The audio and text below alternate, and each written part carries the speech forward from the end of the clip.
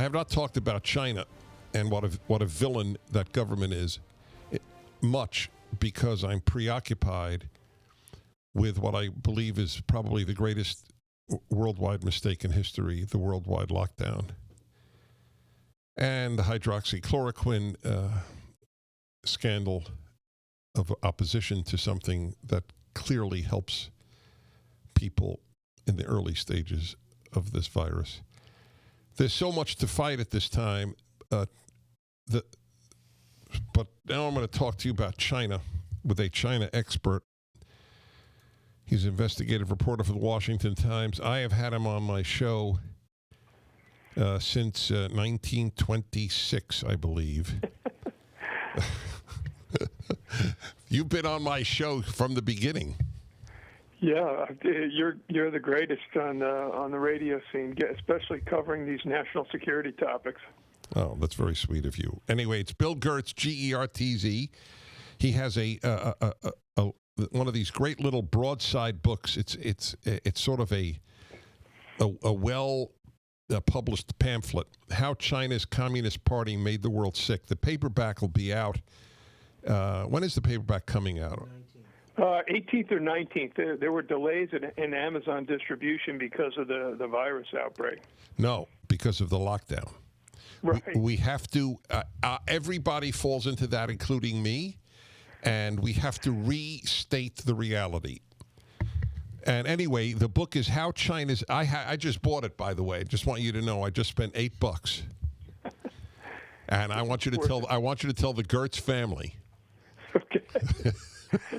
How China's Communist Party made the world sick. You know you're China. So go ahead. How did it make the world sick? What's your statement? Cover up lies and deception on the part of the Communist Party of China. The bottom line is they're still dissembling about how this all started, and I've given a very detailed inside look at the outbreak that began technically on December 1st. Chinese are trying to obscure that date to blame it on the U.S., but in December for sure, this pneumonia-like plague started. And initially, the Chinese claimed that it was from a wild animal market, some tainted meat there. And unfortunately, that story is totally bogus. It's not holding up. Yet many in the American scientific community, which have close ties to these people in Wuhan that were doing this deadly research on bat coronaviruses. So basically, we're looking at, and I think this is coming out, I reported it on January 26th, and I mentioned it in the new book that I said, look, this is probably came from a lab, and it's probably related to some biological weapons research that they do, because the Chinese do not distinguish between civilian and military things. The same factories that make refrigerators make their long-range missiles, and the same holds true for these two laboratories in Wuhan. One is the Wuhan Institute of Virology.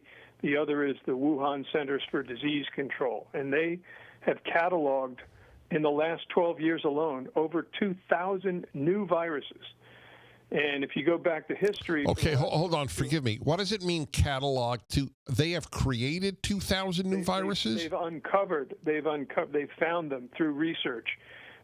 One of the guys involved is a guy named Tian Junhua, and he's considered the Batman of Wuhan. And he went into, they have a state-run video in China that came out in December showing him going into caves in China and capturing bats and taking samples from them. And from these bats, not all of them are bat viruses. They found them in insects as well. But they've found at least several hundred bat viruses, which they were cataloging and researching at these two laboratories in Wuhan. Go on. And so how did all of a sudden this deadly new coronavirus, again, that's the key to this whole thing, right? That this is a virus that has not been discovered before. And wait, meaning it is not found in nature. Well, they're claiming it's found in nature. We don't know because they've blocked off all access to Wuhan by international investigators. They've refused to provide and share research that they've been doing at the laboratories. So right now, the official Chinese explanation for the origin of this virus is this is something that scientists need to study. Well, okay, China, tell us what you have in your computers, in your research labs, and they won't do it. And again, we're not getting support from the American scientific community. The U.S. intelligence community does not have the scientific expertise to assess and analyze this. Well, okay, all right, wait. Go back to the scientific community. What does that mean? We're not getting the support of the scientific community. If you look at many of the research papers that were done and which China has since cut off publication, there have been, I would say, at least a score, maybe more, of scientific research papers on bat coronaviruses.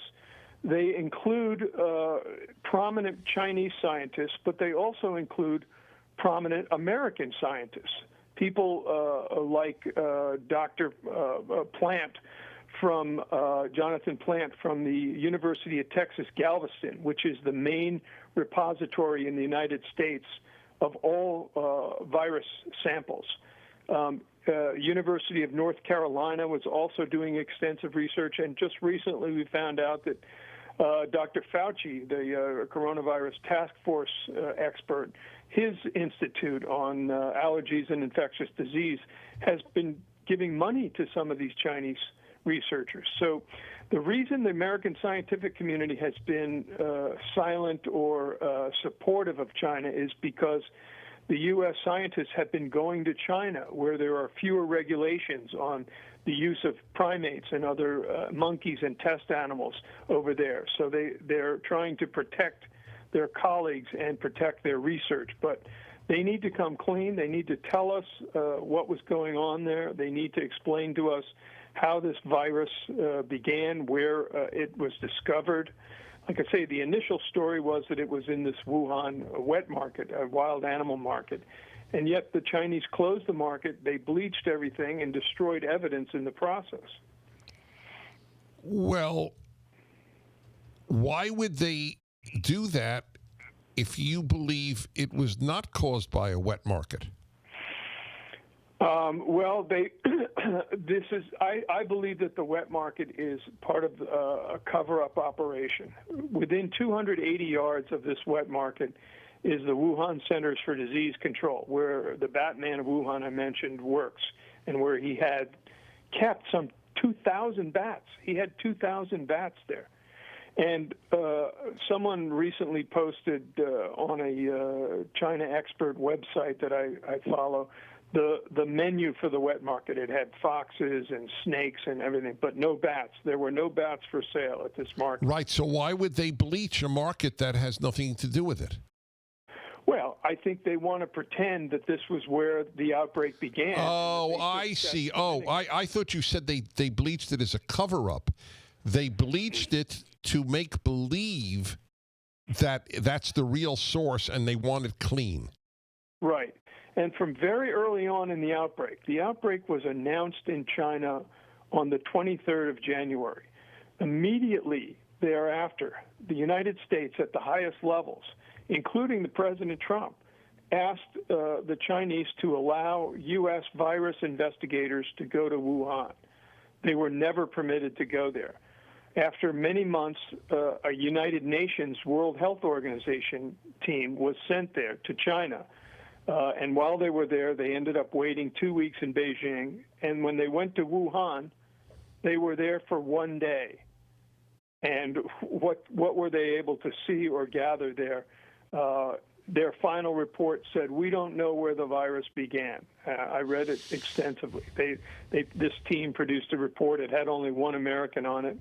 And only a select group of the WHO experts was allowed to go to that 1 day stop at Wuhan. Okay.